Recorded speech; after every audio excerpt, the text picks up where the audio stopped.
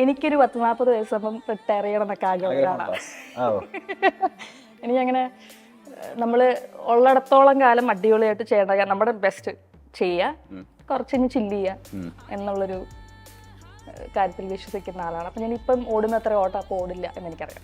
ലാലേട്ടനാണോ ആരോ പറഞ്ഞിട്ടുണ്ട്, അതായത് നമ്മൾ ഈ ഫീൽഡിലേക്ക് ഇറങ്ങി കഴിഞ്ഞാലേ പിന്നെയും പിന്നെയും കഥാപാത്രങ്ങൾ ചെയ്യാനും സിനിമകൾ ചെയ്യാനുള്ള തേഴ്സ്റ്റ്, ഒരു ആർത്തി കൂടിക്കൊണ്ടിരിക്കും എന്നിങ്ങനെ കേട്ടിട്ടുണ്ട്.